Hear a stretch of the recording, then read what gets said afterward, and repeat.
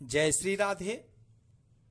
आज का सत्संग श्री राधा बाबा जी द्वारा मेरे प्रियतम नामक पुस्तक से पूज्य श्री भाई जी श्री हनुमान प्रसाद पोद्दार जी से प्रथम भेंट पूज्य श्री राधा बाबा जी की अत्यंत करुणा भरी प्रसंग श्री सेठ जी जयदयाल जी गोइंका से निर्धारित कार्यक्रम अनुसार बाबा 2 रात और 1 दिन की रेल यात्रा करके गोरखपुर रेलवे स्टेशन पर उतरे। यात्रा में भिक्षा का तो प्रश्न ही नहीं था, अतः वे निराहार ही थे। वे भिक्षा की याचना तो करते नहीं थे। प्रारब्ध अनुसार स्वतः ही कोई आग्रह करता तो भिक्षा किया करते थे। आहार के अभाव में उनके शरीर में पर्याप्त शिथिलता थी। स्टेशन से बाहर आकर बाबा ने गीता प्रेस का मार्ग पूछा और स्टेशन से दूरी भी पूछी। लगभग 3 मील की दूरी की बात सुनकर बाबा एक बार तो स्तब्ध रह गए। वे अर्थ का स्पर्श नहीं करते थे, अर्थात पैसे का रुपए का स्पर्श नहीं करते थे और ना ही किसी जानदार सवारी पर चढ़ते ही थे। अशक्तता की अनुभूति पर्याप्त थी, परंतु दूसरा कोई उपाय भी नहीं था। वे थोड़ी दूर चलते फिर थक कर बैठ जाते। इस प्रकार 9-10 बार ठहरते बैठते उठते हुए 3 मील की दूरी उन्होंने 2.5-3 घंटे में तय की। पंडित श्री लादू राम जी शर्मा उन्हें गीता प्रेस के द्वार पर मिले।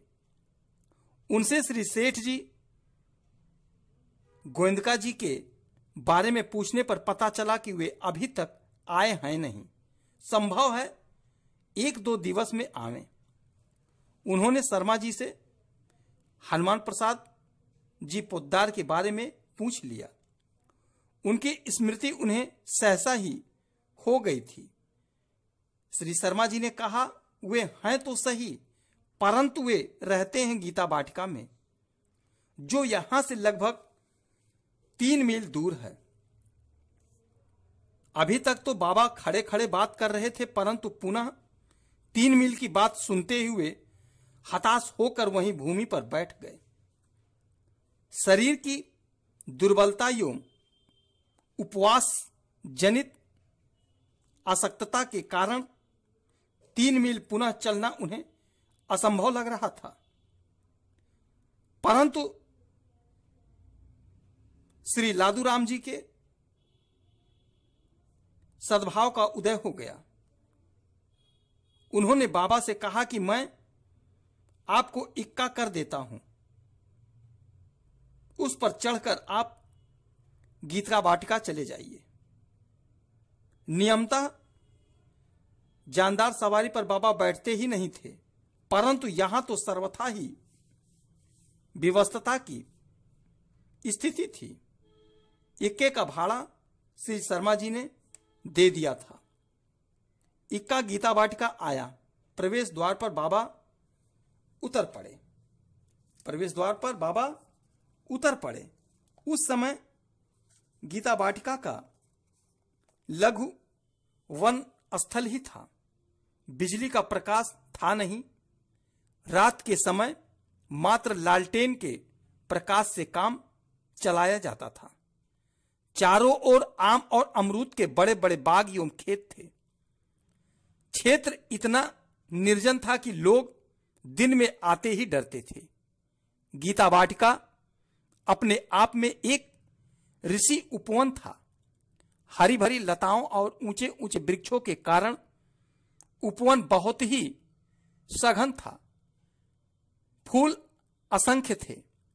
फल भी मौसम के अनुसार सभी होते थे। इस ऋषि उपवन में इने गिने कतिपय सहयोगियों के साथ श्री पोद्दार जी कल्याण पत्रिका का संपादन कार्य किया करते थे। गीता वाटिका के प्रवेश द्वार पर ही बाबा को श्री दुलारी चंद्र जी की दुजारी मिले। वाटिका के अग्रभाग में एक भवन था, उसी में श्री पोद्दार जी सपरिवार रहते थे। इसी भवन में संपादकीय विभाग के लोग भी रहा करते थे, यही उनका कार्यालय भी था। उस भवन के बरामदे की सीढ़ियों में बाबा बैठ गए। इन दिनों यहां एक वर्ष का अखंड साधक सत्र चल रहा था। देश भर से सैकड़ों साधक साधना एवं सत्संग करने यहां आए थे। वहां अखंड भगवान नाम संकीर्तन भी चल रहा था। साथ ही श्री शांतनु बिहारी द्विवेदी, श्री अखंडानंद सरस्वती द्वारा श्रीमद् भागवत कथा भी चल रही थी। जिस समय बाबा वहां पहुंचे, पंडाल में श्री पोद्दार जी स्वयं एक आड़ी ओढ़कर हाथ में लालटेन लिए खड़े थे। कुछ देर के बाद हाथों से ताली बजा बजाकर कीर्तन कर रहे थे। श्री दुलीचंद्र जी ने श्री पोद्दार जी को सूचना दी कि एक दुबले पतले युवक सन्यासी बाहर से आए हैं और आपको पूछ रहे हैं।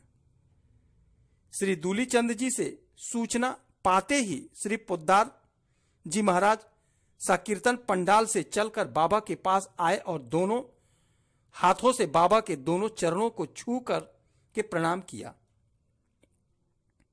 ये बाबा के स्वयं के शब्द हैं कि पहली ही भेंट में उन्होंने मुझ में रसराज श्री कृष्ण को प्रतिष्ठित कर दिया। श्री कृष्ण और महाभाव स्वरूपा श्री वृषभानु नंदनी जैसे एक ही हैं, परंतु उन रस स्वरूप संत ने पहले ही भेंट में मुझे महाभाव का दान कर दिया। इस दान की प्रक्रिया भी अति विचित्र थी। जगत में दाता का हाथ और दाता का मस्तक सदा ऊंचा रहता है, पर इन रस स्वरूप श्री पोद्दार महाराज ने स्वयं झुककर दान दिया, मेरे चरणों को छूकर दान दिया और अपने मस्तक को झुकाकर दान दिया। इसलिए मैंने एक सोरठा बनाया है। विभु तत्व में मेरी प्रतिष्ठा तो श्री सेठ जी ने की, परंतु मुझमें श्री राधा कृष्ण के रस तत्व की प्रतिष्ठा श्री पोद्दार जी महाराज ने की। ब्रह्म रूप स्वस्थान जय दयाल विभु ने दिया, महाभाव रसदान कृष्ण रूप हनुमान ने। जो कार्य श्री सेठ जी ने 14-15 दिन तक सशास्त्र करने के बाद भी नहीं हो सका, वह एक क्षण के इस स्पर्श ने कर दिया।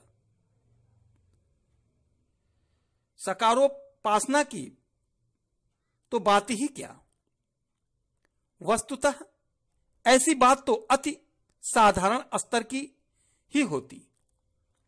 सकारोपासना की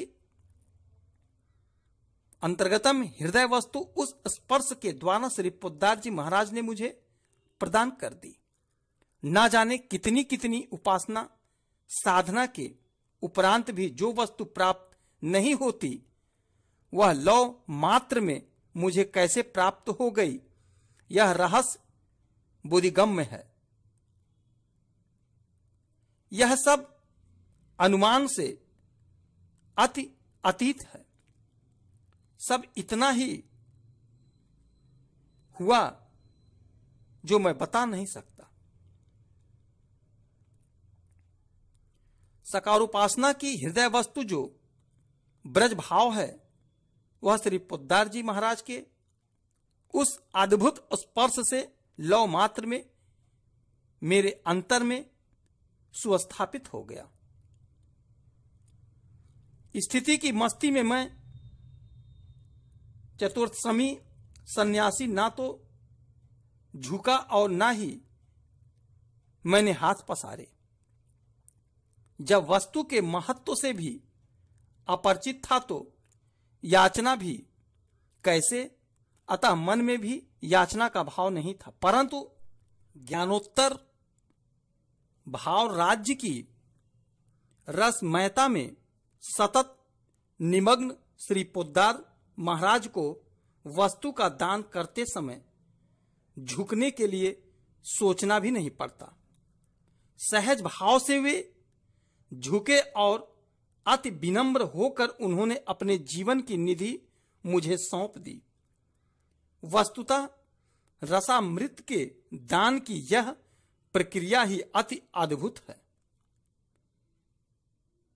गागर आई अवश्य सागर के पास, परंतु गागर झुकी नहीं, सागर पूर्णतया झुक गया। रसामृत का पान कराने के लिए झुक पड़ा सागर। सागर वह पड़ा और रस से सिक्त हो उठा पात्र। बाबा की दृष्टि पोद्दार महाराज पर तभी से लग गई थी जब वे प्रणाम कर रहे थे। प्रणाम करके ज्यों ही उन्होंने अपना मस्तक उठाया, उनकी दृष्टि बाबा की दृष्टि से एक हो गई। बाबा को श्री पोद्दार महाराज एकटक देखने लगे। 3-4 मिनट का समय कम नहीं होता। 4-5 मिनट पश्चात जब पोद्दार जी महाराज कुछ प्रकृतस्थ हुए तो उन्होंने बाबा से भिक्षा के बारे में पूछा। पूछने पर बाबा मंद मंद मुस्कुरा दिए। श्री पोद्दार महाराज ने अनुमान लगा लिया कि बाबा को निराहार रहना पड़ा है। उन्होंने तत्काल उनके विश्राम और भिक्षा की व्यवस्था की। तत्काल उनके भिक्षा की व्यवस्था की। उस दिन एकादशी थी, अतः पोद्दार जी महाराज थाल में व्रतोचित फलाहारी वस्तुएं लेकर बाबा के सम्मुख आए। बाबा ने कहा, मैं पहले स्नान करना चाहता हूं। तत्काल स्नान की व्यवस्था हुई। भिक्षा के समय पत्तल परोसने का कार्य स्वयं श्री पोद्दार जी महाराज ने किया। इसी प्रकार कुटिया में बाबा के लिए पुआल का गद्दा भी पोद्दार जी ने स्वयं ही बिछाया। बाबा स्वयं देख रहे थे कि श्री पोद्दार जी महाराज में संत सेवा का कैसा भाव और चाव है। अतिथि सत्कार की इस क्रिया ने उन्हें विस्मय से भर दिया था। वे सोच रहे थे कि क्या ऐसा सेवा भावी शील संपन्न मानव इस भूतल में आज भी है। सब आवश्यक कार्यों से जब बाबा निवृत्त हो गए तो उनकी सुस्थिरता से पूज्य श्री पोद्दार जी महाराज से वार्ता हुई। बाबा ने संक्षेप में बतलाया किस प्रकार रांची में श्री सेठ जी से श्रीमद् भागवत गीता की टीका लिखने की बात उठी और फिर गोरखपुर आने का कार्यक्रम बना। सारे विवरण को सुनकर पूज्य श्री पोद्दार महाराज जी ने कहा, स्वामी जी, मुझे तो आज ही वाराणसी जाना पड़ रहा है। वहां एक स्वजन मरणासन स्थिति में है। वाराणसी जाना आवश्यक है। 3-4 दिन में मैं अवश्य लौट आऊंगा। तब तक आप यहीं विराजित रहें। आपको कुछ भी कष्ट नहीं होगा। मेरे व्यक्ति आपकी भली प्रकार संभाल कर लेंगे। बाबा ने उत्तर दिया, आप मेरी ओर से निश्चिंत हो जाएं। आप चिंता रहित होकर वाराणसी यात्रा करें, मैं यहीं पर रहूंगा। श्री पोद्दार जी महाराज उसी रात्रि में वाराणसी चले गए। बाबा ने रात्रि में गहरी निद्रा ली। ट्रेन की लंबी यात्रा में वे ठीक प्रकार से सो नहीं पाए थे।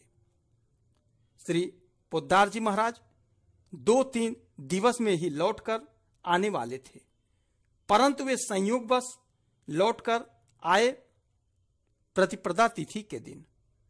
तब तक श्री पोद्दार जी महाराज के निर्देशानुसार उनके परिकर बाबा की यथोचित सेवा करते रहे। जय श्री राधे।